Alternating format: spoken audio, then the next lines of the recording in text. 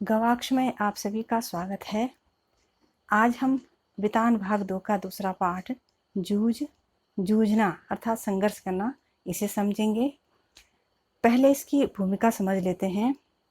जूझ मराठी के प्रख्यात कथाकार डॉक्टर आनंद यादव का बहुचर्चित एवं बहुप्रशंसित आत्मकथात्मक उपन्यास है। यह पाठ उसका एक अंश है। इसमें एक किशोर के देखे और भोगे गए ग्रामीण जीवन के खुरदरे यथार्थ और उसके रंगारंग परिवेश की अत्यंत विश्वसनीय जीवंत गाथा है। इस आत्मकथात्मक उपन्यास में जीवन का मर्मस्पर्शी चित्रण तो है ही, अस्त व्यस्त अलमस्त निम्न मध्यवर्गीय ग्रामीण समाज और लड़ते जूझते किसान मजदूरों के संघर्ष की भी अनूठी झांकी है। दूसरा, पढ़ने की लालसा। लेखक का मन विद्यालय जाने के लिए तड़पता था, लेकिन दादा अर्थात पिता से कहने की हिम्मत नहीं होती थी, क्योंकि लेखक को डर था कि पिता बहुत पिटाई करेंगे। पिता चाहते थे कि लेखक खेतों में काम करे, लेकिन लेखक को पढ़ाई का महत्व समझ में आ गया था। ईख पेरने का कोल्हू चलाते हुए लेखक के मन में पढ़ाई को लेकर कई विचार आते रहते। गांव भर में लेखक का कोल्हू सबसे पहले शुरू होता, क्योंकि लेखक के पिता का मानना था कि जल्दी गुड़ बाजार में आएगा तो अच्छी कीमत मिलेगी। इस वर्ष भी वे जल्दी इससे निपट गए। तीसरा, माँ से विचार विमर्श। माँ गोबर के कंडे थाप रही थी। लेखक ने बाल्टी से पानी देते हुए माँ से पढ़ाई की बात छेड़ दी। माँ ने अपनी व्यवस्था व्यक्त की और पिता का क्रोध याद दिलाया, जिसकी तुलना माँ ने जंगली सुअर के गुर्राने से की। माँ की इच्छा भी लेखक को पढ़ाने की थी, लेकिन पिता के आगे उसका बस नहीं चलता था। लेखक ने माँ से कहा कि गांव में दत्ताजी राव सरकार हैं, उनसे मेरी पढ़ाई की बात करते हैं, वही पिता को ठीक से समझा सकेंगे। चौथा, दत्ताजी राव का सहयोग।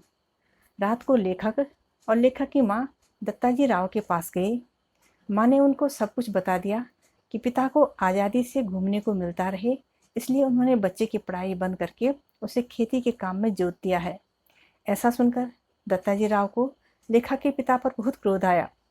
लेखक ने उन्हें विश्वास दिलाया कि जनवरी का महीना है और अभी भी मैं कक्षा में जाकर बैठ गया तो परीक्षा की तैयारी कर लूँगा और इस प्रकार मेरा 1 वर्ष बच जाएगा। दत्ताजी राव ने लेखक और माँ को घर भेजा और पिता को बुलाने के लिए कहा। साथ ही लेखक से यह भी कहा कि पिता के आने के थोड़ी देर बाद तुम भी आ जाना और मैं जो भी पूछूं उसका साफ साफ उत्तर देना, डरना मत। दत्ताजी राव ने लेखक के पिता की खूब खबर ली। पिता के हर तर्क को उन्होंने काट दिया। साथ ही लेखक से कहा कि तू पाठशाला जा और मन लगाकर पढ़ाई कर, मैं तुझे पढ़ाऊंगा। पिता द्वारा लेखक की गलतियां गिनाने पर लेखक ने भी झूठ सच मिलाकर सफाई दे डाली। दत्ताजी राव के समझाने पर पिता मन मारकर लेखक को पाठशाला भेजने के लिए तैयार हो गए। पांचवा, दादा अर्थात पिता की शर्तें। पाठशाला जाने के लिए दादा अर्थात पिता ने लेखक के सामने कुछ शर्तें रखी। सुबह होते ही खेत पर जाना और पानी लगाना, वहीं से पाठशाला जाना। छुट्टी होने पर बस्ता घर रखकर सीधे खेत पर आकर ढोर अर्थात पशुओं को चराना, और खेती में ज़्यादा काम हो तो पाठशाला नहीं जाना। लेखक ने सारी शर्तें स्वीकार की, फिर भी पिता बड़बड़ाए जा रहे थे, अपना क्रोध व्यक्त कर रहे थे। रोते धोते पाठशाला शुरू हो गई। खेती में पिसने की अपेक्षा लेखक को मास्टर की छड़ी की मार अच्छी लगती थी। छठवां, विद्यालय का संघर्षमय वातावरण।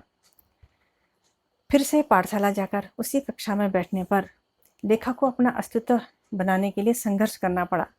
जबकि अन्य बच्चे लेखक से छोटे थे, लेकिन वे लेखक की पोशाक का मजाक बनाते थे, क्योंकि लेखक धोती और गमछा पहने रहता, जिसे कक्षा का सबसे शरारती बच्चा खींचता रहता और लेखक को परेशान करता रहता। घर जाते समय लेखक ने सोचा, इस तरह मैं कैसे पढ़ पाऊंगा। इसलिए सबसे पहले लेखक ने अपनी वेशभूषा बदली और धीरे धीरे बच्चों से परिचय बढ़ाया। सातवां, वसंत पाटिल का प्रभाव। वसंत पाटिल लेखक का सहपाठी था। वह बहुत होशियार था। उसके सवाल हमेशा सही निकलते थे। शांत स्वभाव का और हमेशा पढ़ने में लगा रहता। मास्टर ने उसे कक्षा मॉनिटर बना दिया था। वह सभी के सवालों की जांच करता। कक्षा में उसका सम्मान था। लेखक ने भी वसंत पाटिल की तरह सारा ध्यान पढ़ाई पर केंद्रित किया, अपना बस्ता व्यवस्थित किया और हमेशा कुछ न कुछ पढ़ने लगा। जिस काम में वसंत पाटिल को शाबाशी मिलती, लेखक भी वैसा ही कुछ करने लगता। मन की एकाग्रता के कारण लेखक को गणित जल्दी समझ में आने लगी और वसंत पाटिल के साथ लेखक भी बच्चों के सवाल जांचने लगा। दोनों की दोस्ती जम गई। वे मिलकर अच्छे अच्छे काम करने लगे। मास्टर लेखक को अपनेपन से आनंदा पुकारने लगे। अब पाठशाला में लेखक का विश्वास बढ़ने लगा। 8वां, मराठी के अध्यापक का प्रभाव। श्री सौंदलगेकर मराठी भाषा के अध्यापक थे। पढ़ाते समय वे रम जाते। विशेषकर कविता तो वे बहुत अच्छी तरह पढ़ाते थे। सुरीला कंठ, छंद की बढ़िया चाल और उनके साथ ही रसिकता थी उनके पास। नई पुरानी मराठी कविताओं के साथ अनेक अंग्रेजी की कविताएं भी उन्हें कंठस्थ थी। वे पहले कविता गाकर सुनाते, फिर अभिनय से भाव बताते। बीच में लेखकों कवियों के संस्मरण सुनाते। वे स्वयं भी कविता करते थे।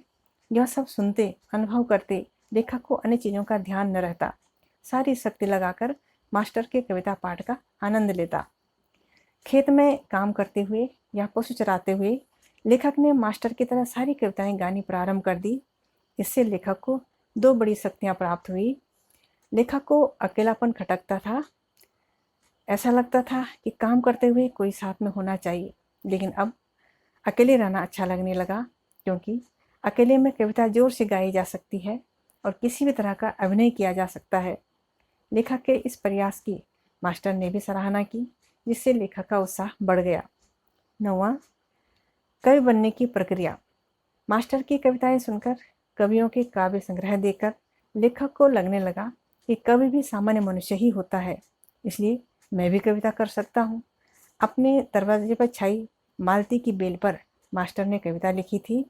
लेखक ने कविता और बेल दोनों ही देखी थी, इसलिए उसे लगा कि कविता के विषय तो हमारे चारों ओर हैं, किसी पर भी कविता लिखी जा सकती है।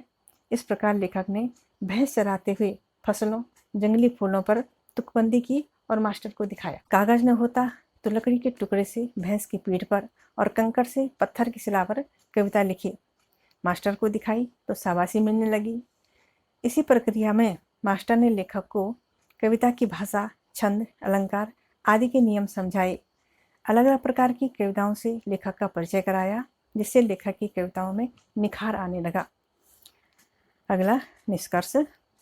इस उपन्यास अंश में हर स्थिति में पढ़ने की लालसा लिए धीरे धीरे साहित्य, संगीत और अन्य विषयों की ओर बढ़ते किशोर के कदमों की आकुल आहट सुनी जा सकती है। यह निश्चय ही किशोर होते विद्यार्थियों के लिए हम कदम अर्थात साथ चलने वाला साथी बन सकता है।